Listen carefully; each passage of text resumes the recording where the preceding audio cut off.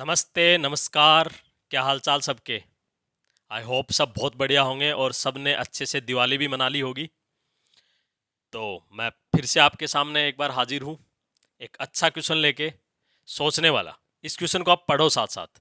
पढ़ने पे आपको ये क्वेश्चन है ना इजी लगेगा कि कैसे होना है, लेकिन जब आप सोल्व करने जाओगे ना तो थोड़ी सी दिक्कत आपको फील हो सकती है।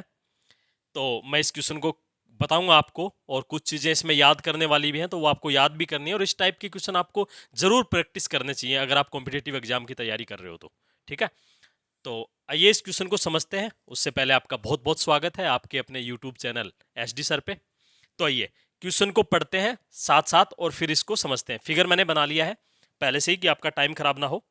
ठीक है, देखो क्वेश्चन ने क्या कहा। इंग्लिश वाले इंग्लिश में पढ़ लेंगे, मैं हिंदी में पढ़ रहा हूँ। देखना, एक शहर में समकोण त्रिभुज के आकार का एक पार्क है।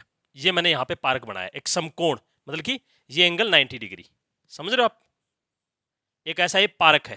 ठीक है ना, ये एक पार्क है जो राइट एंगल ट्रेंगुलर शेप का है। ठीक है, अब आगे क्या कहा इसने, इस पार्क की सबसे लंबी भुजा की लंबाई 80। अब आपको ये बात भी बड़ी आसानी से समझ में आ गई। अगर किसी राइट एंगल ट्रायंगल की सबसे लंबी भुजा है वो ये होती है हाइपोटेनस या करंट। ये मैंने यहां पे लिख दिया 80 मीटर है। अब आगे पढ़ते हैं। शहर के मेयर सबसे लंबी भुजा के विपरीत कोने वाले। अब शहर का कोई मेयर है, वो चाहता है, क्या चाहता है वो चाहता है कि सबसे लंबी भुजा वाले भुजा के विपरीत, तो ये सबसे लंबी भुजा और इसके विपरीत ये वाला पॉइंट होता है भाई। ठीक है ना, इसके विपरीत, इस भुजा के विपरीत ये वाला पॉइंट है और इस भुजा के विपरीत ये वाला पॉइंट है। तो ये वाला पॉइंट है, ठीक है, जहां पे 90 डिग्री का एंगल बन रहा है। ठीक है, ये बात भी आई होप आपको समझ में आ रही होगी। तो देखो, सबसे लंबी भुजा के विपरीत कोने वाले बिंदु से तीन पथ इस प्रकार बनाना चाहता है कि ये तीन पथ सबसे लंबी भुजा को चार बराबर खंडों में विभाजित करे। मतलब कि यहां से वो तीन रास्ते बनाना चाहता है, उसको तीन पाथ चाहिए यहां से, कि जैसे एक ये गया, ये एक ये हुआ, एक ये हुआ, और ये जो 80 मीटर का जो ये सबसे लंबी साइड है इसको चार बराबर भागों में बांटे। तो यहां से आपको समझ में आया कि भाई 80 के चार टुकड़े करने, तो ये 20 मीटर का हो जाएगा और ये भी 20 मीटर का हो जाएगा। ठीक है, ये भी 20 मीटर का हो जाएगा। ये कोई बड़ी बात नहीं है, ये आपको सब समझ में आ रही है यहां तक। ठीक है, अब देखो आगे क्या कर रहे हैं। तो तीन पथों की लंबाई के वर्गों का योग निर्धारित कीजिए। तो तीन पथ कौन से, एक दो तीन। ठीक है ना, पथ नंबर 1, पथ नंबर 2, पथ नंबर 3। इनका जो आए, इनकी जो लंबाई आएगी उनके वर्गों का योग इसको चाहिए। मतलब कि इसे मोटा मोटा क्या चाहिए, मगर इसको आपको यहां लिख के बताऊं तो इसको मोटा मोटी चाहिए BD square plus BE square और प्लस BF स्क्वायर। ये इसको चाहिए यहां पे, ये हमसे ये पूछ रहा है। अब देखो, आपको इसमें ना क्वेश्चन तो पढ़ लिया आपने, समझ में भी आ गया, हमने यहां इसको उतार भी लिया। ठीक है, अब देखो क्वेश्चन को ले आए हम मैदान में। अब इसको इसको करते हैं सोल्व। देखना, इसमें हमें एक तो ये चाहिए, ये चाहिए, और ये आपको है ना, सबसे पहले आप इसको ध्यान दीजिए। देखो, ये राइट एंगल ट्राइंगल ABC, इसके ऊपर यहां पे ये मिला हुआ है BE, और ये देखो इधर 20 और 20 40, 20 और 20 40। इसका मतलब जो E है वो AC का मध्य बिंदु है। AC का मध्य बिंदु है, तो यहां पे जो BE है वो राइट एंगल ट्राइंगल का रेडियस, मतलब कि जो सरकम रेडियस है, यानी कि परिवर्त की त्रिज्या है। तो आप कहोगे सर हाँ बिल्कुल, ये बात तो हमें याद आ गई, क्योंकि राइट एंगल ट्राइंगल की जब हम सरकम रेडियस या परिवर्त की त्रिज्या निकालते हैं तो वो क्या होती है, जो हाइपोटेनस उसका हाफ कर देते हैं। तो अगर ये 40 है और ये 40 है, इसका आधा 20, आप 80/2 करोगे तो कितना आएगा, तो आप कहोगे 40 आएगा सर। तो इसका मतलब मुझे बी तो मिल गया भैया कि ये 40 मीटर है। अब आपके पास मेन मुद्दा बचा कि BD चाहिए और BF चाहिए, जब जाके अपना आंसर क्या हो, निकल के आए सामने। अब देखो, मेरे को एक बात बताओ आप, यहां पे मैंने एक ये त्रिभुज बना दी।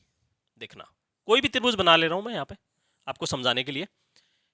यहां पे ये A है, ये B है और ये C है। सबसे पहले मेरे को ये बताओ, जो ये BD है, जो ये BD है, ये 20 मीटर और ये 20 मीटर। तो आप ये तो कह सकते हो ना कि BD त्रिभुज BEC की माध्यिका है, यानी कि इसकी मीडियन है, क्योंकि इसको इस BEC को ये दो बराबर भागों में काट रही है और इसके वर्टेक्स से गई है। ऐसे ही आप इसमें देखोगे AEB में देखोगे तो जो BF है ये भी इसकी माध्यिका है, मीडियन है, क्योंकि 20-20 दो बराबर भागों में काट रही है। ये बात आपको यहां से समझ में आ रही है। ठीक है, अब देखो मैं आपको बताता हूं इसमें आगे क्या लगेगा। देखना, तो इसमें आपको अगर ये माध्यिका ऐसे होती है, मान लो कि ये डी है, ये इसको बराबर भागों में काटती है दो में। देखो आपको ये पता चल गया कि ए डी माध्यिका है, तो आपने जरूर ये नाम जरूर सुना होगा, ये अपोलोनियस थ्योरम या अपोलोनियम थ्योरम आपने पढ़ी होगी। ये क्या होती है? अब देखो ये आपको पता है कि ये क्या होती है, जो इसके ऊपर जो मीडियन गिरी है ना ए डी, ये होता है कि जो बच गई वो साइड, यानी कि ए बी। ये याद करनी बड़ी आसान है, ए बी स्क्वायर प्लस दूसरी ए सी स्क्वायर जिसपे कोई माध्यिका नहीं है, वो भुजाओं के वर्गों का योग। ठीक है, ये हो गया। और ये होता क्या है, टू इंटू ये जो ए डी है आपकी माध्यिका है, मीडियन है वो, और इसे आप फिर आगे लिखोगे कि इसके दो पार्ट बन गए, या तो बी डी या डी सी। ठीक है, इनमें से कोई सा भी लिख सकते हो, या आप ऐसे भी लिख सकते हो कि बी सी बटे 2 का होल स्क्वायर। तो इनमें से कोई सी आएगी, या तो बी डी आएगा या डी सी। तो इसे आप ऐसे भी लिख सकते हो, a b square plus a c square 2 into a d square plus b d square, या फिर डी सी स्क्वायर। कोई सा भी आप कर सकते हो आपकी सुविधा के हिसाब से, जैसा क्वेश्चन में आपको यूज करना है। मैं तो इसे ऐसे लिखूंगा भाई, ये बी सी बाई 2 का होल स्क्वायर है, क्योंकि इसका आधा है ये। कोई इनमें से कोई सा भी आप हम लिख सकते हैं। ठीक है, क्योंकि इसको दो बराबर भागों में। अगर ये माध्यिका ऐसे होती तो ऐसे होती तो क्या हो जाता, बस ये हो जाता ए बी स्क्वायर, क्योंकि इसके ऊपर माध्यिका नहीं है, दूसरा फिर इसके ऊपर नहीं है, हम इसके अकॉर्डिंग निकाल रहे हैं, तो क्या है, हो जाएगा अपना बी सी स्क्वायर, और वो 2 इंटू, और फिर इसके ऊपर है तो ये निकालनी है, ये यहाँ पे मैं बी ई लिख लेता हूँ, ये क्या हो जाएगा बी ई स्क्वायर प्लस, फिर मैं इसको, क्योंकि ये दो बराबर भागों में काटेगी इसे, तो मैं यहाँ पे भी क्या लिखूंगा ए सी बाई 2। आपकी सुविधा के हिसाब से कोई सा भी आप इसमें लिख सकते हो। ठीक है भाई।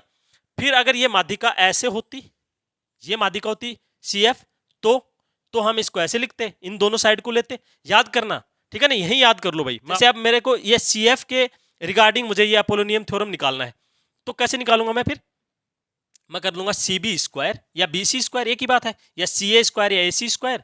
तो मैंने ऐसे लिख लिया। अब ये किस पे गया है, ये इस पे गया है, ए बी पे। और 2 इंटू, पहले तो सी एफ तो निकालोगे आप, सी एफ स्क्वायर इंटू, या मैं ए बी जो है उसका आधा करके और इसका उसका कर दूंगा मैं स्क्वायर। ये मेरी होती है अपोलोनियम थ्योरम। ये आपको आनी चाहिए। अगर ये आती है तो फिर आपका इधर दिमाग चलेगा कि क्या करना है। ठीक है, तो आई होप आपको ये समझ में आ गया होगा। अपोलोनियम थ्योरम ये होती है, किसी भी त्रिभुज के लिए अप्लाई होती है भाई ये। ठीक है, आपके पास मीडियन होनी चाहिए और दो साइड होनी चाहिए, या फिर तीनों साइड होनी चाहिए, और एक मीडियन आपको जो भी निकालना है क्वेश्चन के हिसाब से, जो मतलब कि चारों चीजों उनमें से आप एक बड़ी आराम से निकाल सकते हो।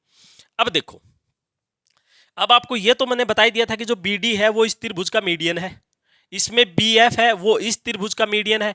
इसमें क्या दिया हुआ है अपने पास, लेकिन इसमें दिक्कत ये है, हमें ये तो दे दी, ए ई दे दी, तो इसका आधा आधा 20 भी चल गया, इसमें भी ई सी दे दी तो 20 चल गया, लेकिन अपने पास एक ये 40 भी है, लेकिन एक साइड तो और होनी चाहिए ये बी डी निकालने के लिए। तो भाई नहीं है तो क्या करें? अब हम इसे मान लो, आप इसे मान लो पी और इसे मान लो आप क्यू। ठीक है, एक बार अपने आप मान लो, और अब इसमें पहले इसमें अप्लाई करो फिर इसमें अप्लाई करो। अब यही सबसे ज्यादा इंपॉर्टेंट होने वाला है, मैं आपको बताता हूं। देखो, इसमें हम अपोलोनियम थ्योरम क्या करते हैं, लगाते हैं इस त्रिभुज में। कौन सी में? ट्राइंगल बी ई सी। ठीक है, इसमें बी ई सी में लगाते हैं। तो बी सी में क्या होगा, इसके ऊपर मीडियन है, तो इन दोनों भुजाओं के स्क्वायर का योग निकालो। पहले बी सी का निकालो, इसका निकालो पहले बीई। तो बी क्या है, 40 है, तो 40 का स्क्वायर 1600 प्लस, ये अपने पास है नहीं तो इसको पी स्क्वायर ही रहने दो। ठीक है, 2 इंटू क्या होता है, बी डी हमें निकालना है, ये बी डी का स्क्वायर निकाल लिया, प्लस इनमें से किसी एक का स्क्वायर ले लेंगे हम, क्योंकि ये इसका आधा होता है, तो 20 है तो इसका स्क्वायर क्या हो गया 400। ठीक है भैया, आ गया। इसको थोड़ा सा सोल्व करोगे और इसको ऐसे ही रहने दो, एक इक्वेशन अपने पास ये बन गया। ठीक है, अब दूसरा इसमें लगाते हैं अपोलोनियम। ये तो इसमें लगाया, अब इसमें लगाते हैं। कौन से में? बीई ए में, बीई ए में। इसमें क्या लगेगा, अपने पास ये दिया हुआ है, तो आप कहोगे हाँ बिल्कुल 1600। ठीक है, प्लस क्या हो जाएगा, ये अपने पास है नहीं तो क्यू स्क्वायर निकाल लो।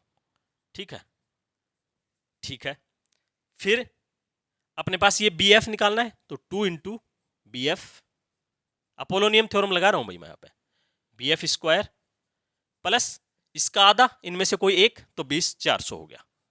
ठीक है, ये इक्वेशन 2। ये मैंने कैसे निकाला? ये बाई अपोलोनियस थ्योरम,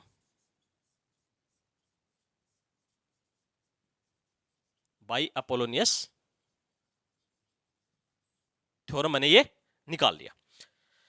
अब देखो, अब आपका आगे यहां से यहां तक तो आपने निकाल लिया, लेकिन यहां तक आपका रिजल्ट तो निकल के नहीं आया। तो आप कहोगे हाँ सर समझ में तो चीजें नहीं आ रही हैं कि यहां तक कैसे होगा। तो आपको एक चीज समझ में आ रही है क्या? अगर ये a b c right angle triangle है तो क्यू स्क्वायर और पी स्क्वायर इस 80 के स्क्वायर के बराबर होगा, 80 के स्क्वायर। तो आपका दिमाग एकदम से कहा यार सर ये तो आप सही कह रहे हो। अब आपका फिर इधर कह रहा है तो सर मैं इनको जोड़ दूंगा ना, इन दोनों इक्वेशन को जोड़ दूंगा तो मेरे पास पी स्क्वायर क्यू स्क्वायर आ जाएगा। तो पी स्क्वायर क्यू स्क्वायर से मेरा छूट जाएगा पीछा, क्योंकि ये होता है 80 के स्क्वायर के बराबर, क्योंकि ये राइट एंगल ट्राइंगल है।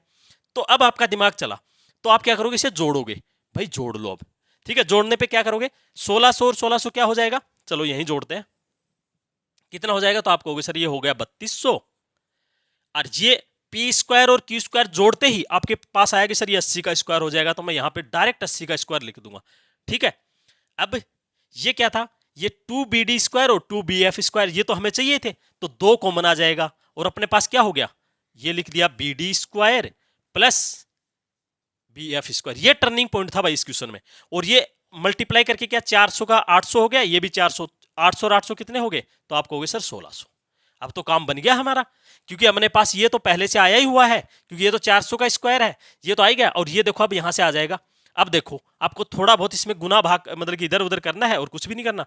3200 और ये कितना हो जाएगा? तो आप कहोगे सर ये 6400 हो जाएगा, लेकिन 1600 इधर आएगा तो ये इसमें से क्या हो जाएगा? ये 1600 से मैं यहाँ इधर काटूंगा तो कितना बच जाएगा? तो आप कहोगे सर 1600 बच जाएगा। और ये 6400, 6400 में 1600 जोड़ूंगा तो कितना आ जाएगा? तो कहोगे सर आप 8000 आ जाएगा। मतलब कि मेरा जो 2BD स्क्वायर है ना, वो मेरे पास कितना आ गया? ये आ गया इतना 800। अब मैं इसको काटूंगा तो ये मेरे पास 4000 आ गया, ठीक है। अब मेरे पास इसकी वैल्यू आ गई, इसकी मेरे पास पहले से ही थी 1600। तो अब मेरे को क्या करना है? बस खाली ऐड करना है। अब देखो मेरे पास ये आ गया BD स्क्वायर आ गया और BF स्क्वायर आ गया, ये कितना आ गया? 4000 आ गया। अब तो क्या करना है मेरे को? इन दोनों की वैल्यू मेरे पास कितनी आ गई? 4000 आ गई, ठीक है सर, हमने निकाल लिया। और BE स्क्वायर, भाई ये इसका स्क्वायर है, 40 का स्क्वायर कितना होता है? 1600 होता है। तो क्या हो गया? तो आप कहोगे सर 5600। आई होप आपको इस शानदार सा एक क्वेश्चन का सॉल्यूशन आपको समझ में आ गया होगा। मैंने जो जो बातें इसमें यूज होनी थी मैंने आपको क्लियरली बताई। तो आई होप आपको बड़ी आसानी से ये चीज समझ में आ गई होगी। और इस टाइप के क्वेश्चन आप और प्रैक्टिस करोगे और इस अपोलोनियम थ्योरम जो मैंने बताया था उसको आप याद करोगे, लिखोगे। आप वीडियो को लाइक कर दो, कमेंट करके बताओ कि कैसा लगा। और इसके अलावा भी कोई सॉल्यूशन है क्या आपके पास, किया है क्या आपने कैसे, तो वो भी आप इसमें लिख सकते हो। तो आपका बहुत बहुत धन्यवाद।